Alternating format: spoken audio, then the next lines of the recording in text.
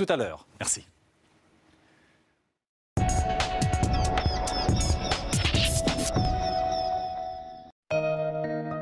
C'était la météo avec les appart-hôtels Adagio. Adagio, un pied-à-terre au cœur des plus grandes villes.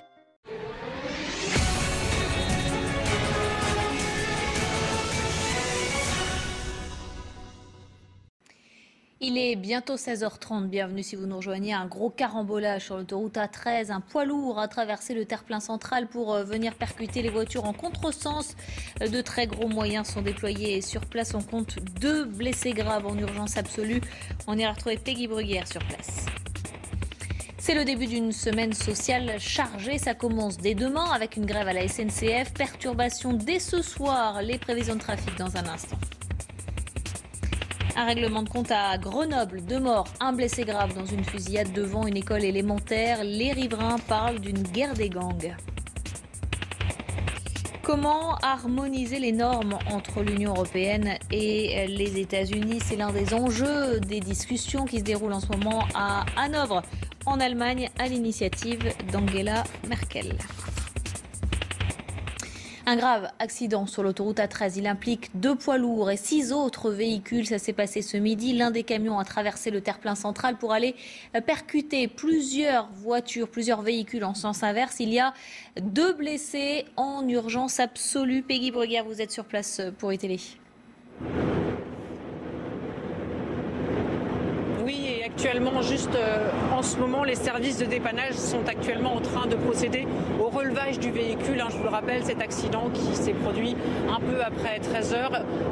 Un camion remorqueur, un camion transportant lui-même des voitures, a traversé le terre-plein central, venant en percuter de l'autre côté de plein fouet à la très vive allure 6 véhicules ainsi qu'un autre poids lourd. Une 60aine de pompiers ont été mobilisés, ainsi qu'une 15aine de véhicules de secours. En ce moment, ces pompiers sont seulement au nombre de 15, parce que la circulation est en train de reprendre dans un centre, bloqué dans l'autre. Et on ne connaît encore pas les origines de l'accident. Selon le directeur de cabinet du préfet des Yvelines, il pourrait s'agir d'un pneu qui a explosé. Je vous propose de l'écouter. Le premier bilan que nous avons, mais qui est maintenant stabilisé, on a 2 urgences absolues qui viennent d'être héliportées par les 2 hélicoptères de Dragon 75, une urgence relative et 9 impliqués. Alors les 9 impliqués, nous les avons rassemblés dans la station de Morinvilliers pour prendre un café et se reposer un peu. Sur la gêne à la circulation, qui est le point principal, on a, comme vous pouvez le constater ici, l'autoroute dans le sens province-Paris à la hauteur de Flins qui est totalement coupée. Le temps que la route soit totalement remise aux normes et que tout danger soit écarté. Dans l'autre sens, on a plus de 20 km de bouchons dans le sens Paris-Province. Donc évitez vraiment pour l'instant le secteur Les Mureaux-Morinvilliers. Peggy Bruguière sur place avec Thomas Porlon. Semaine sociale chargée, ça commence dès demain. Grève à la SNCF pour défendre le statut des cheminots. Perturbations à prévoir dès ce soir. Regardez les prévisions de trafic. 1 Transilien sur 2, 1 TGV sur 2, 4 TER sur 10 et 1 train intercité sur 3. Il va falloir prendre vos précautions. Ça risque d'être un peu galère. Alvina Guito. C'est la 3e journée de grève en 2 mois à la SNCF. Le mouvement commence dès 19 h et les perturbations s'annoncent importantes. Comptez 1 TGV et 1 Transilien sur 2, 4 TER sur 10 et 1 train intercité sur 3. Concernant le RER, la circulation devrait être quasi normale sur la ligne A, mais il y aura seulement 1 train sur 2 sur la ligne B et 1 sur 3 sur les lignes C et D. Cette nouvelle journée d'action à l'appel de tous les syndicats a pour but de dénoncer les conditions de travail, notamment celles des cheminots qui redoutent de perdre certains droits au moment de l'ouverture à la concurrence des TGV à partir de 2020. L'UTP propose de supprimer le 3-8 et de passer à du 2 fois 9h30. En allongeant l'amplitude de travail, on augmente les risques pour la sécurité, ne serait-ce que parce qu'au bout de 9h30, la tension, elle n'est pas la même. Cette grève est aussi l'occasion de réclamer des embauches. Elle doit durer jusqu'à mercredi 8h. Mais certains syndicats appellent déjà à poursuivre le mouvement jusqu'à jeudi, où une nouvelle journée d'action est prévue dans toute la France contre la loi El Khomri. Autre mouvement, celui des intermittents du spectacle. Ils sont quelques dizaines à occuper depuis hier soir le théâtre de l'Odéon à Paris. Ils doivent se rendre devant le ministère du Travail. Lucie Chaumette est sur place pour ETV. Ils sont une cinquantaine d'intermittents du spectacle à avoir investi le théâtre de l'Odéon depuis hier soir 17h30 et ils comptent y rester jusque demain, mardi, des intermittents du spectacle qui ont enfin pu recevoir un petit peu de nourriture à la mi-journée par certains de leurs compagnons qui sont restés à l'extérieur du bâtiment. Le ravitaillement qui jusque-là avait été interdit par le ministère de l'Intérieur. Les policiers, eux, sont toujours sur place. Ils sont positionnés tout autour du théâtre et la situation est calme pour le moment. Alors les intermittents du spectacle qui se trouvent à l'intérieur de ce théâtre ont tenu une conférence de presse aux alentours d'11h30, une conférence de presse qui s'est tenue depuis le balcon extérieur du bâtiment puisque toute conférence de presse et toute assemblée générale à l'intérieur du théâtre a été interdite par le ministère de la Culture. Les intermittents du spectacle qui appellent à une solidarité entre intermittents du spectacle, étudiants, chômeurs et travailleurs précaires et qui sont là surtout pour défendre leurs droits au chômage puisque cette semaine est cruciale. Des négociations sont en cours sur l'assurance chômage et le patronat demande 185 millions d'euros d'économies aux intermittents du spectacle sur leurs indemnités chômage d'ici à 2018. Une demande qui a été refusée par ces intermittents du spectacle qui dénoncent toujours plus de précarité pour leurs emplois. Du côté de l'Unédic, eh bien, un projet d'accord est attendu d'ici à jeudi. Et dans ce contexte, les proches de François Hollande font le service après-vente, meeting de soutien en fin d'après-midi à l'université Descartes pour les Hollandais. Le slogan « Et oh, la gauche », l'idée c'est de défendre le bilan du quinquennat à 1 an de l'élection présidentielle. Juliette Vallon.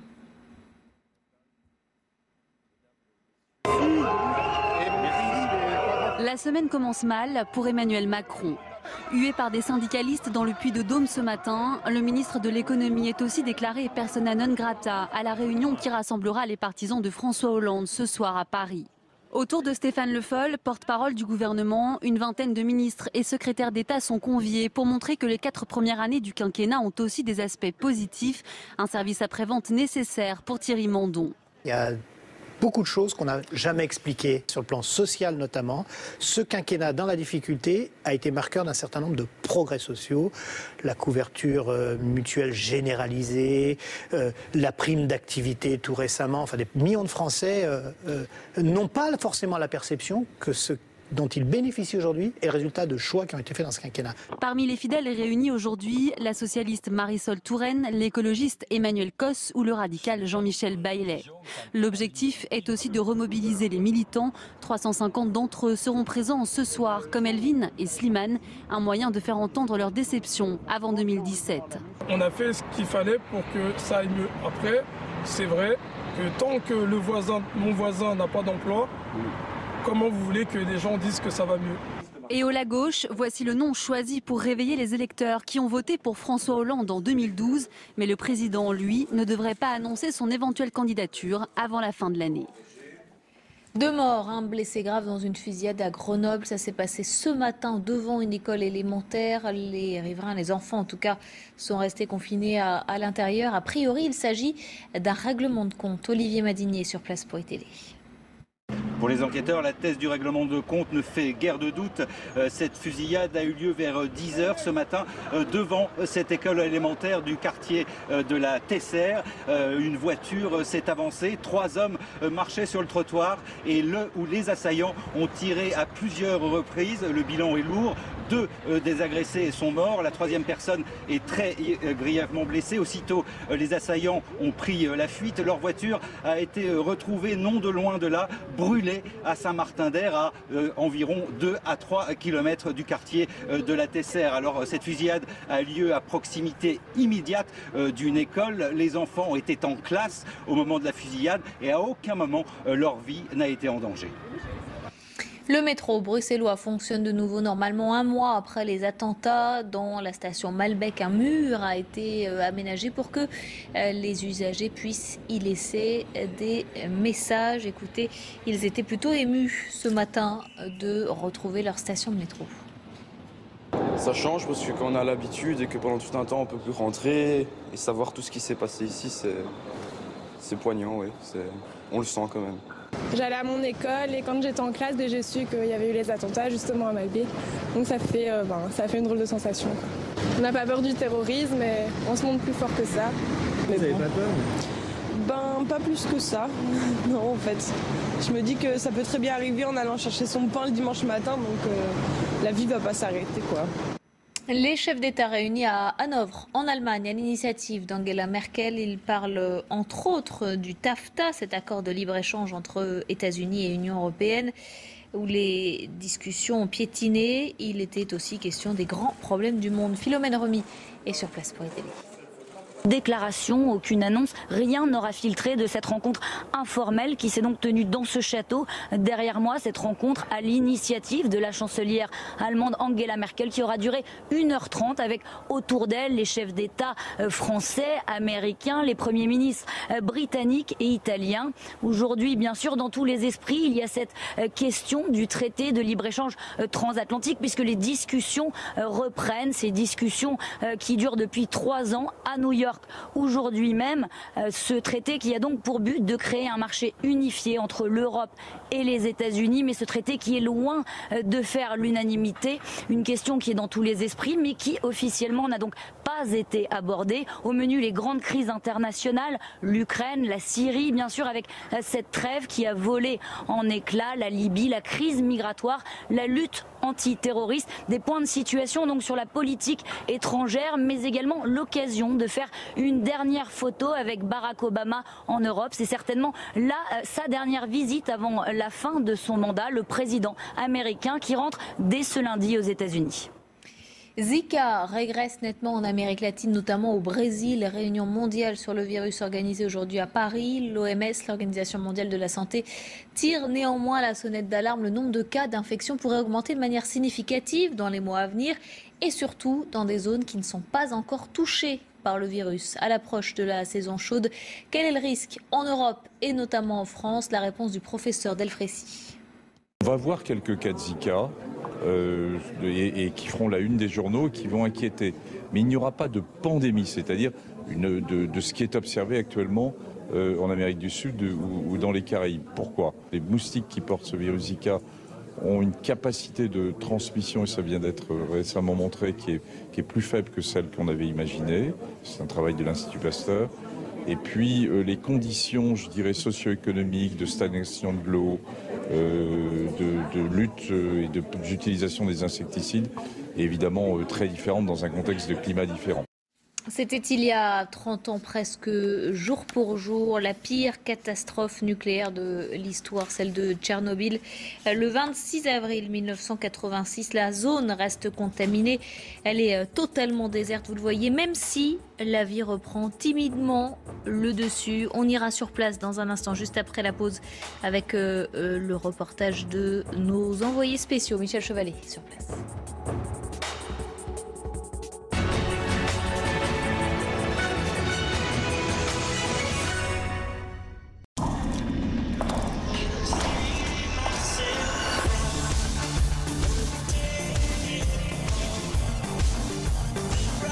Nouvelle Alfa Romeo Giulietta, tout équipé, à partir de 18 690 €.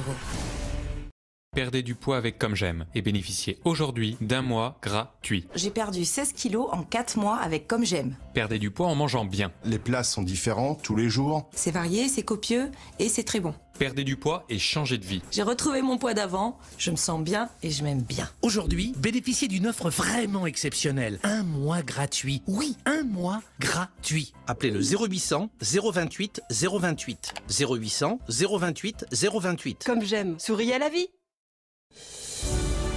Être un père, c'est être cette présence, ce réconfort, c'est être un sourire ou un regard qui vous soutient.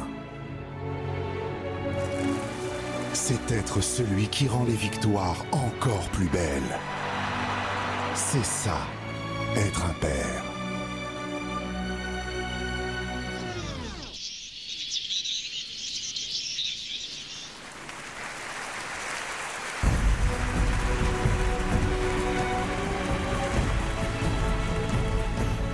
MyCanal, c'est toutes les chaînes télé et tous les programmes de Canal+ dans une application.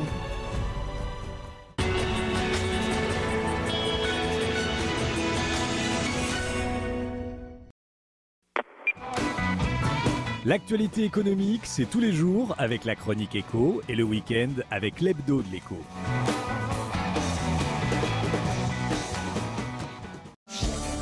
Retrouvez la chronique éco avec LCL Banque Privée.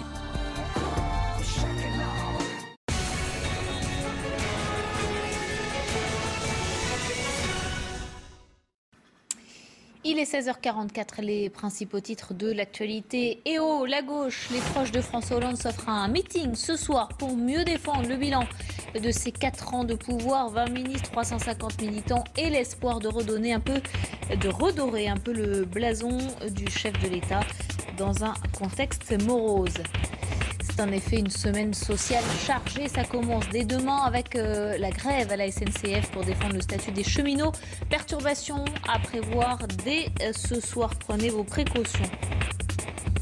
Un gros carambolage sur l'autoroute A13 qui relie Paris à Caen. Un poids lourd a traversé le terre-plein central pour venir percuter les véhicules en sens inverse. De très gros moyens sont déployés sur place, une cinquantaine de pompiers. On compte 2 blessés graves en urgence vitale absolue.